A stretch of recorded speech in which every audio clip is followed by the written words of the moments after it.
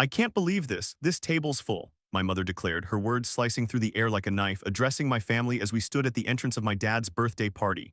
In that moment, I felt my heart drop. I glanced at my wife Rachel, holding our two kids, Emma and Ethan, tight against me. How could my mother be so callous? Instead of arguing, I made the decision to protect my family. I quietly held Rachel's hand and led our little ones out of the party, feeling the weight of my mother's harshness behind us. Why had I come? Did I really think this time would be different? Let's delve into my story, a narrative that intertwines love, disappointment, and a quest for family acceptance. Hello, everyone. My name is Michael Thompson, and I'm 35 years old. Right now, I'm living a peaceful life in the suburbs of San Diego with my amazing wife, Rachel, and our two wonderful kids, Emma, who's 9, and Ethan, who's 7. After a long and stressful day at work, nothing is more precious to me than those quiet evenings when our family gathers around the dinner table. Our post-dinner ritual typically involves lounging in the living room, where Emma excitedly recounts the fun adventures from school, and Ethan can barely contain his enthusiasm as he shares the latest games he's been playing with friends. We often plan weekend outings together, trips to the beach, days at the park, or simple walks around the neighborhood, moments I hold dear. Financially and emotionally, our family is doing well, stable, and happy, much like many modern families. But one thing always bothers me, the constant issues with my parents, Robert and Margaret Thompson, and my younger brother Tyler and his wife and kid. They're currently living near each other in Riverside. Technically, it only takes about a 2-hour drive to get from my place to theirs. But emotionally, the distance between us feels like a bottomless gap that can't be bridged. A little over 2 years ago, even though we weren't close, we still had those warm family dinners on special occasions like Christmas or our parents' birthdays. But all of that disappeared after one argument. The root was my parents' blatant favoritism toward Tyler and his daughter. My phone rang 2 years ago on a weekend afternoon in June. When I saw Mom on the screen, my stomach tightened with a dread I couldn't shake. As soon as I answered, my mom jumped in with her usual cheerful tone, sounding excited. "Michael, your dad's birthday is next week." Hearing her mention Dad's birthday, I glanced at the desk calendar. June 22nd. It fell on a Saturday that year. I hesitated briefly before asking, "Is there something you needed to talk to me about?" Without missing a beat, she replied, "Your dad asked me to call and invite you, Rachel, and the kids to come to the party. It's been such a long time since we've seen your family. Please try to make it." I paused for a moment. Memories of past family gatherings filled with favoritism and awkward tension came rushing back all at once. After a short silence, I responded cautiously, trying to keep my tone polite. "Thanks for the invite, Mom, but we already have plans for next weekend." Even though I'd said we had plans, my mom wasn't ready to back down. Her voice softened into something between pleading and persuasion. "Michael, your dad only has one birthday a year. I don't want him disappointed if you and the kids aren't there." That got to me a little. After all, they're still my parents, and they're still Emma and Ethan's grandparents. But another part of me reminded me of the bitter letdowns we'd been through before. In the end, I said tiredly, "Let me think about it and call you back." With that, I said goodbye and hung up. That phone call from my mom left me deep in thought. Part of me wanted to go. I didn't want to hurt their feelings. But the other part of me couldn't stand the idea of witnessing more of their favoritism toward Tyler and his daughter, Isabella. Tyler is 2 years younger than I am. Since we were kids, our parents have shown him more love and attention. The favoritism was so evident that even people outside our family noticed it. Some of our relatives even tried to point it out. But my parents just brushed it off. The most ridiculous example of their bias happened when I was 16. I asked for a new laptop to help with schoolwork, but my dad refused, saying he feared I'd use it to play games. 1 week later, Tyler got a brand new PlayStation.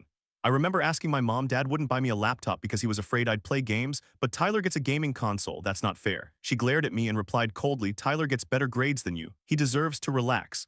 I was only 16, but at that moment I decided I would leave that house as soon as I was old enough. 2 years later, when I got accepted into college, I moved out and started living independently. What surprised me was that my parents didn't try to stop me. They didn't even offer to help pay for school. But when Tyler went off to college, they covered everything for him. Even now, as I share this story with you, I still don't understand why they were so blatantly unfair.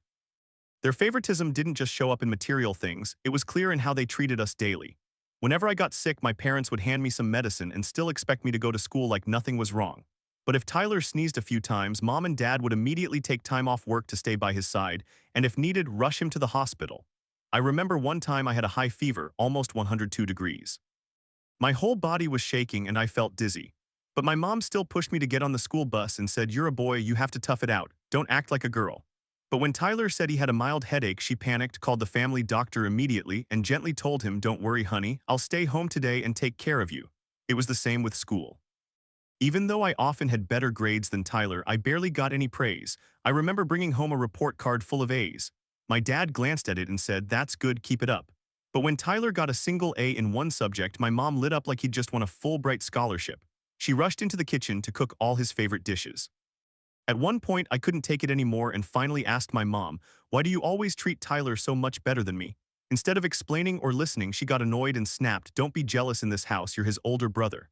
That was the moment I truly realized where I stood in this family, and I never dared to ask again. After I got married, I thought maybe things would change. Maybe with grandchildren around, my parents would be fairer, but they weren't. If anything, the favoritism became even more apparent. Isabella, Tyler's daughter, had inherited his place as the golden child of the family, and my parents didn't even try to hide it. When Emma and Ethan were born, my parents stopped by the hospital for just a few minutes, then left quickly, saying they had something urgent to do. But when Isabella was born, my mom stayed at the hospital, then spent the next 3 months living at Tyler's house to help his wife care for the baby while he was at work. One time, Emma had to be hospitalized for pneumonia. I called my parents to let them know and asked if they could watch her for a few hours so I could attend an important meeting. My dad's reply on the phone crushed me. He said, "We're busy with something important. The hospital has doctors, they'll take care of her." But when Isabella got pneumonia, they took a whole week off work to stay with her in the hospital. It didn't stop at health emergencies. They take Isabella to the zoo, amusement parks, and movies every weekend. They took endless pictures with her and proudly showed them off at family gatherings, constantly gushing about their wonderful granddaughter. Meanwhile, Emma and Ethan have never, not once, been taken anywhere by their grandparents. And to this day, there isn't a single photo of them with their grandparents. Whenever I saw the sadness in my kids' eyes when they heard about Isabella's weekend outings, I tell myself maybe they are busy, maybe next time will be different. But that next time never came. I've always tried to hide the pain from Emma and Ethan. I didn't want them to feel the same kind of rejection I felt growing up. But kids are more perceptive than we think. Sometimes Emma will ask Dad, "Why don't Grandma and Grandpa ever take me places like they do with Isabella?" Or Ethan will look at me and say, "Dad, do Grandma and Grandpa love me?" In those moments, all I can do is hold them tight because I don't know how to explain it in a way that would make sense. I've tried to limit how often we visit because of all that unfairness, those years of blatant favoritism. Now we only go back for major holidays like Christmas or their birthdays. So when my mom called about the birthday party for my dad, I hesitated. That night after Emma and Ethan had gone to bed, I told Rachel about the call from my mom. She listened quietly, her eyes filled with empathy. After a few moments of silence, she suddenly asked, "You don't want to go, do you?" Caught off guard, I nodded. Then after a short pause, I said, "You know how it is. Every time we go back, Emma and Ethan end up witnessing the favoritism all over again. I don't want them to get hurt." Rachel nodded in agreement. But a few seconds later, she reached out, took my hand and said, "Michael, I understand how you feel. But Emma and Ethan need their grandparents too. They always ask me why they don't get to visit Grandma and Grandpa as often as their friends do." Hearing her say that made me hesitate. A few moments later, Rachel continued, her voice soft and calm. "Maybe this time will be different. People can change. And besides, it's your dad's birthday. They might act a little more thoughtful." I let out a quiet sigh. Rachel has always believed in the good in people. Maybe that's one of the reasons I fell in love with her. In the end, for Emma and Ethan, I reluctantly agreed. I told her, "All right, we'll go. But if anything happens, we're leaving right away." At that moment, I had no idea that saying yes would lead our family into a situation I would remember for the rest of my life. The morning after we decided to attend the party, I called my mom and let her know we'd be coming. She told me the birthday lunch would be small this year, just Dad, her, our family, and Tyler's family, no other guests. Once the decision was made, Rachel suggested that I pick out a gift for my dad since birthdays are meant to be special. We headed to the mall near our house 2 days later after picking up Emma and Ethan from school. As we walked through the doors, Emma and Ethan took off toward the kids' toy section like they'd been set free. They ran from shelf to shelf, pointing and chatting excitedly about every toy they saw. Rachel chuckled as she watched them, then leaned toward me and whispered, "Looks like they think today's a shopping day just for them." I couldn't help but laugh, wrapped my arm around her shoulder, and replied gently, "That's all right, we're out here for the whole family after all." After picking up a few small toys for the kids, we wandered through the mall browsing different stores. When we passed an electronics store, Rachel suddenly stopped. Her eyes were fixed on a glass display full of shiny new iPads. She turned to me confidently and said, "I think your dad would like something like this. He's into tech stuff." I thought about what she said, it made sense. We entered the store where LED lights gleamed off rows of neatly arranged devices. I looked around, unsure whether a gift like this would make a difference. But then Rachel gently touched my arm and pointed to the newest iPad model displayed front and center. Her voice was calm and soft. "Remember how your dad used to say he wanted a tablet to read the news and watch movies? This one looks perfect. Why not give it a try?" I followed her gaze and immediately saw the price tag, $899. That wasn't a small amount, especially for a gift I wasn't even sure would be appreciated. Still, standing there beside my wife, who always believed in giving people a chance and looking for the good in them, I felt the urge to try again. Maybe this time would be different. I nodded and said firmly, "All right, let's get it." While the cashier packed up the box, Rachel gently squeezed my hand. Her eyes were warm and full of quiet hope, not overly optimistic but sincere enough that I could feel it. "I hope your dad likes it. Maybe this could be a good start for everyone." I didn't say anything.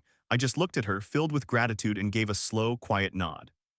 My dad's birthday came faster than I expected. 1 week later, we left San Diego at 9 a.m., carrying the neatly wrapped gift box and a small, fragile hope that things wouldn't turn out badly. I kept my focus on the road during the 2-hour drive, while Rachel sat beside me, occasionally reminding Emma and Ethan to keep their voices down so I could concentrate. In the back seat, Emma and Ethan hummed to the children's songs playing through the car speakers. They had no idea what was waiting for us. I glanced at them through the rearview mirror.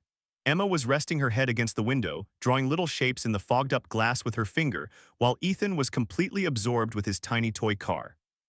A part of me wished I could freeze them in this moment, so carefree, untouched by the emotional distances adults often carry.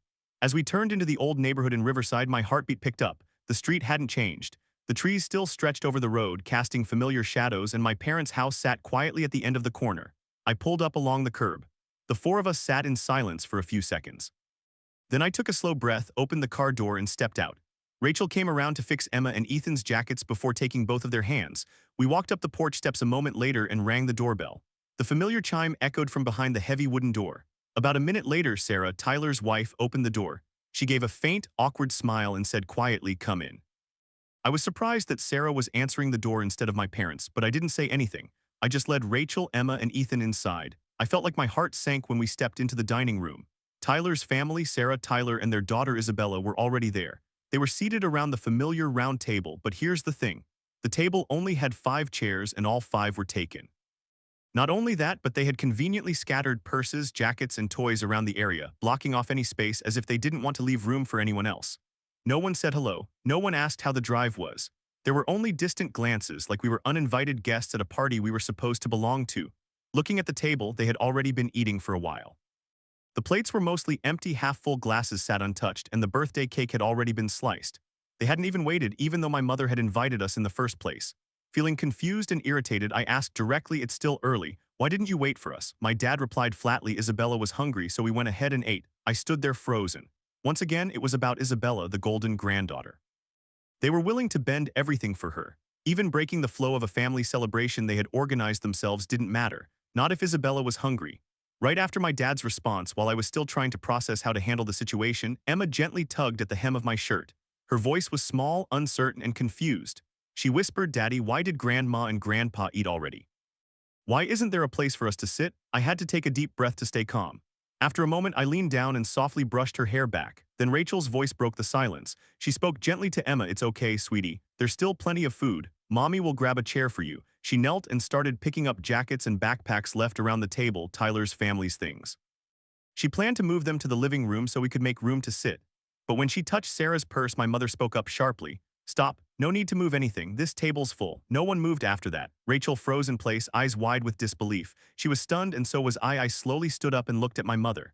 She remained seated, back straight, her cold eyes locked on mine like she awaited a reaction. I had no words in that moment. My mind went blank. All I could feel was that overwhelming sensation that we had just walked into a house that didn't want us there. My voice shook as I tried to hold it together. "What did you just say? Why isn't there a place for my family?" She answered without hesitation, "Because you're selfish. You refused to let Isabella go to Hawaii 3 months ago with your family even though Tyler asked. A good older brother wouldn't have done that. And this family has no room for people who only care about themselves." She said it slowly, clearly, each word cutting like a sentence that had been written long before we arrived. In that moment, my chest tightened, and all the memories from 3 months ago came rushing back. Rachel and I planned something special for Emma's 9th birthday 3 months ago.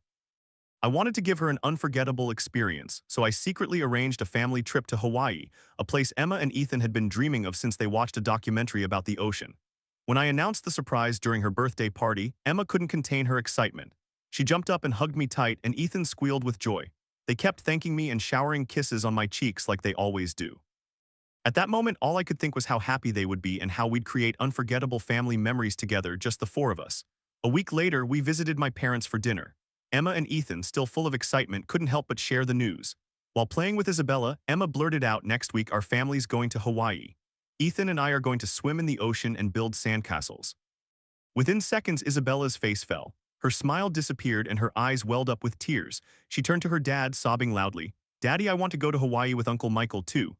At that moment, Tyler shot me a look of blame like I just committed a serious offense. Sitting at the dinner table, my parents turned their eyes toward me, judgment written all over their faces. The room felt tense. Rachel reached under the table and gently held my hand, a silent reminder to stay calm. I took a deep breath, trying not to let my emotions take over. I paused for a moment, thinking things through. This trip was supposed to be a special gift just for Emma and Ethan. Still, I didn't want Isabella to feel left out. I answered calmly, "Honestly, I'd love for Isabella to come, but if she does, you or Sarah must come along to take care of her. I can't be a babysitter for the entire trip." Tyler stayed quiet for a few seconds, his expression puzzled. To make things more straightforward, I added, "Taking care of an 8-year-old on a long trip isn't simple, Tyler. If something unexpected happens, Rachel and I will be responsible. So if Isabella's going, one of you must come with her." After hearing my reasoning, Tyler finally nodded, though it was apparent he wasn't happy about it. He said, "Fine, we'll come along. You book the tickets." I agreed, but Tyler never mentioned anything about paying for the trip, so I gently brought it up. I said, "Send me $2,000 so I can reserve your spots." He immediately brushed it off and casually replied, "Just cover it for now. I'll pay you back later." That hit a nerve. A wave of disappointment rose in me. I looked him straight in the eye and said firmly, "No, Tyler, you still owe me $10,000 from before. I'm not a bank giving out interest-free loans." When I brought up the old debt, Tyler's face turned red. He snapped angrily, "You're being selfish with your niece. It's just a trip." That accusation lit a fire in me. I felt the anger I had tried to suppress start to boil over. My voice rose slightly, but I kept my composure. "You're calling me selfish? Since Isabella was born, I've spent over $5,000 on birthday gifts, Christmas presents, toys, you name it. And what about you? Have you ever given Emma or Ethan a single birthday gift? You even showed up to their party empty-handed." After I said that, Tyler had nothing to say. He just stood there, avoiding my eyes, the whole time we argued. My parents sat silently on the couch, eyes fixed on their coffee cups. They didn't say anything, no defense, judgment, or support. At the time, I thought maybe, just maybe, they were being neutral. But now, standing in their house on my dad's birthday, after hearing my mom say there was no room for my family at the table, I realized that silence wasn't about fairness. They had been keeping score, and now they were settling it. I looked around the dining room, searching my father's face for any sign of support. I asked him, "Dad, say something please." He let out a long sigh, his eyes deliberately avoiding mine. After silence, he replied coldly, "I don't get involved in things between you and your mother." That answer caught me off guard. I thought back to the phone call from a week ago when it was supposedly my dad who wanted us there, and my voice began to tremble with anger and disappointment. I asked, "Then why did you tell Mom to invite us, so that we could be humiliated in front of everyone?" This time, he finally lifted his head and looked straight at me. His tone turned sharp, "Because you were late. If you had gotten here earlier, things would have been different." That hit me like a slap to the face. We weren't late, they had chosen to start without us for Isabella, and now they were flipping the narrative to blame us. In that moment, everything became crystal clear. All they wanted was for me to cave. None of this would have happened if I had just agreed to take Isabella to Hawaii. There would have been seats at the table, there would have been food left, there might have even been smiles. But I hadn't given in, and this was the price. In my mind, I had already decided we were leaving. A few seconds later, I looked over at Rachel. She held Emma and Ethan tightly, her eyes red and filled with tears. My voice shook, but I stayed firm as I said to her, "Let's go." She looked up at me, her expression full of hurt and guilt. She whispered in a quiet, broken voice, "You were right all along. I'm sorry I convinced you to come." Right before we walked out, I suddenly remembered the gift we had brought for my dad. Without hesitation, I grabbed the box with the iPad and walked over to him. Holding it up in front of him, I said, almost too calmly, "This was the gift I got you for your birthday, an iPad, $900. But after everything that just happened, you don't deserve it anymore." With that, I turned around and took Emma and Ethan by the hand, walking out with Rachel beside me. Behind us, yelling erupted like a chaotic symphony. A moment later, Tyler jumped up and followed us. He caught up at the door, planted himself in front of me, his face red, his finger pointed at my chest. He shouted, "You can't do this. Today is Dad's birthday. How could you act like such a jerk?" My father's voice cut through from the dining room with a sharp growl. "You're going to regret what you did today." But I didn't look back. I led Rachel, Emma, and Ethan straight to the car.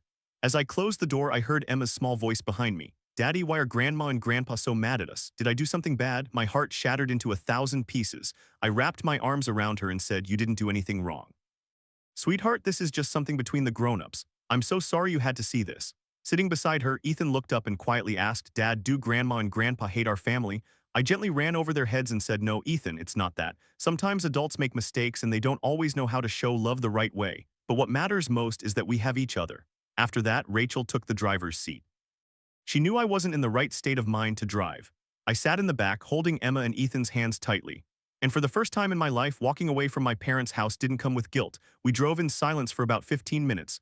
When we stopped at a red light, Rachel glanced over at me with her gentle eyes and softly suggested, "Let's take the kids to the park.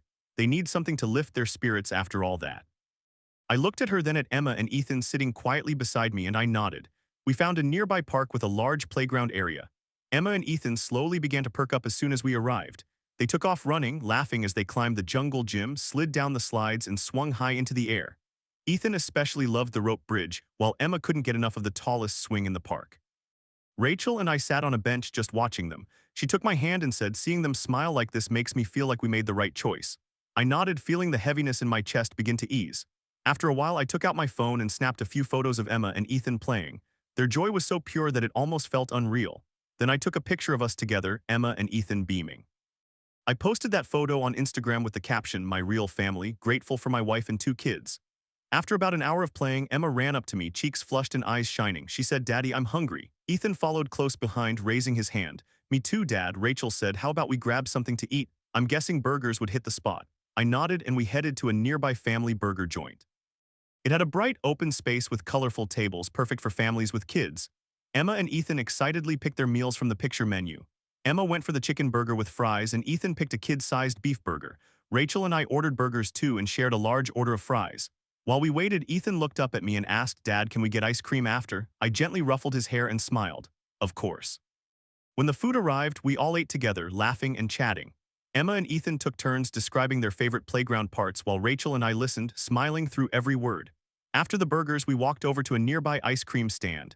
We sat on a stone bench in the park, eating ice cream while the sun began to set.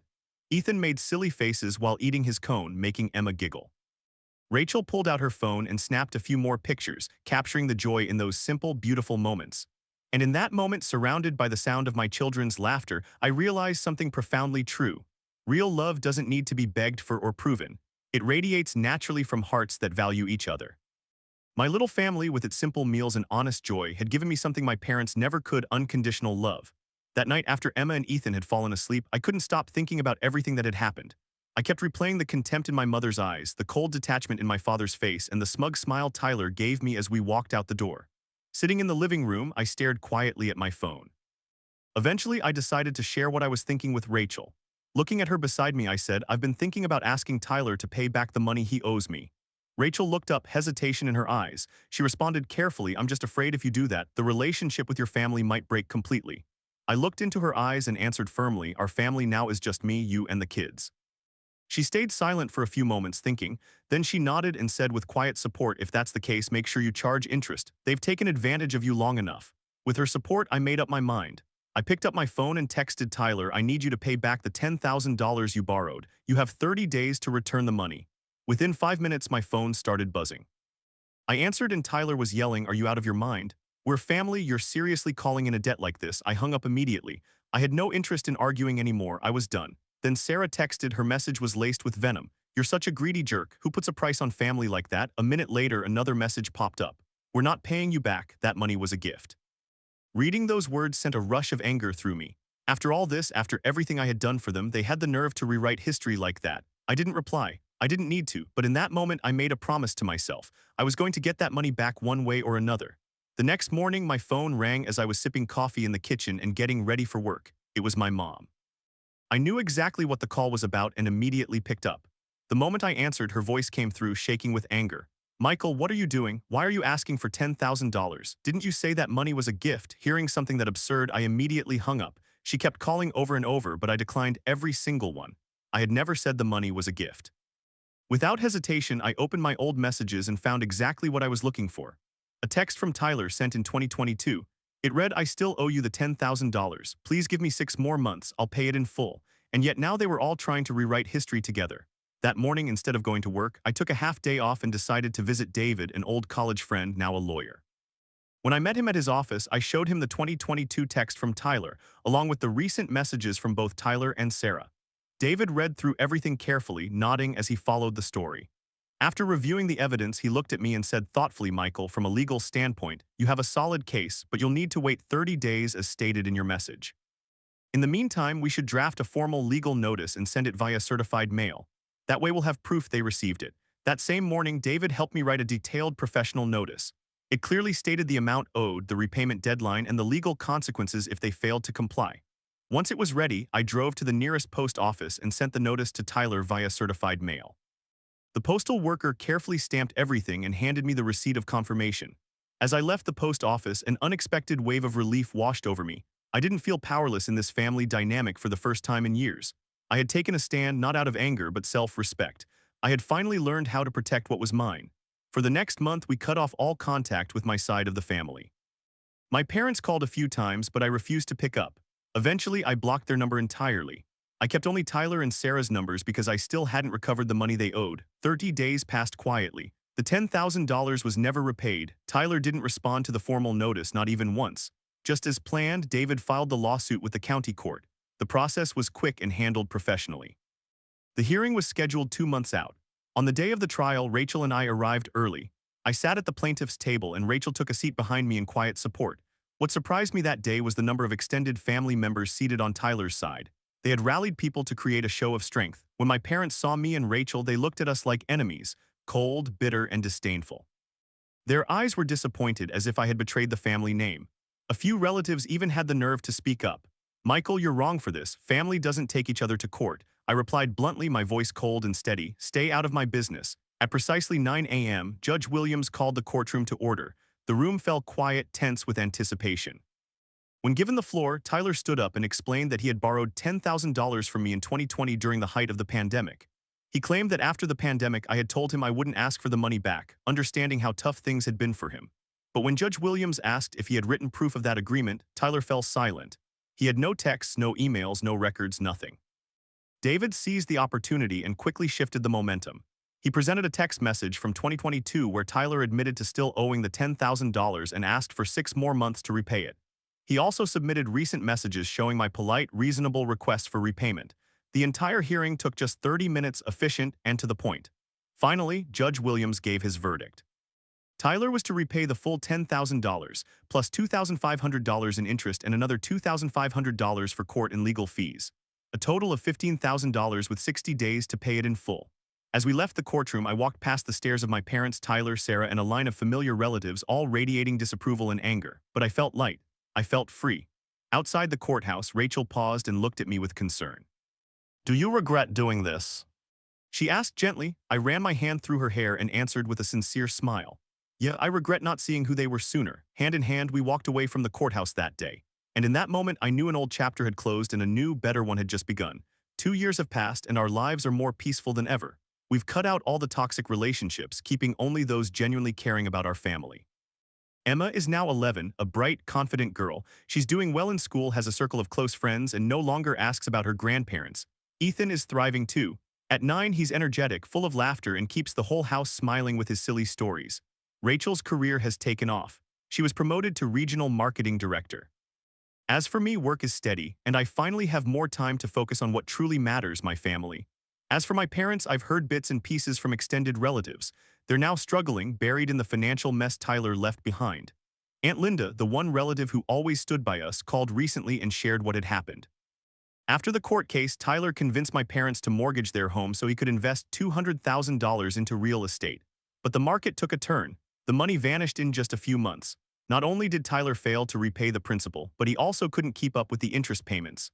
My parents have cut ties with him, but are stuck covering the monthly interest to avoid losing their house. Before we ended the call, Aunt Linda warned me, her voice calm but serious. "Michael, if they come asking for help, don't you dare feel guilty." After I hung up, I silently thanked her for always looking out for us, but deep down I already knew they will come. Sooner or later they'll reach out when the pressure is too much. And when they do, I won't help, not this time, not ever again. My story ends here. I'm not sharing this to complain, and I'm not trying to lecture anyone. I'm sharing it because I know there are many out there going through something similar. People being mistreated by their blood, facing favoritism, and carrying the kind of emotional scars that only family can inflict. If there's one thing I hope you take from this, it's that setting boundaries is not only okay, it's necessary. Sometimes protecting your little family's happiness and emotional safety means making hard and painful choices. But remember this, real love doesn't mean tolerating unfairness or letting others exploit your kindness. Over the years, I've learned a valuable lesson. Family isn't just about shared blood, it's about mutual love, respect, and fairness. A real family is a place where you feel accepted and valued, not where you constantly have to prove your worth. I have no regrets about the decisions I've made. On the contrary, I'm proud that I dared to protect my wife and kids from toxic relationships. Today, Emma and Ethan are growing up in a home full of love and fairness without having to witness the injustices I once did. And now, I have one question for you. Do you think I was the one who broke the family apart? Leave your thoughts in the comments below and let us know where you're listening from. I'd love to see how far this story has reached. And if this story moved you, give us a like, subscribe to the channel, and share it with someone close to you. Your support means the world to us and keeps us going as we share more meaningful stories like this. Thank you for listening to the end. Goodbye and see you in the following story.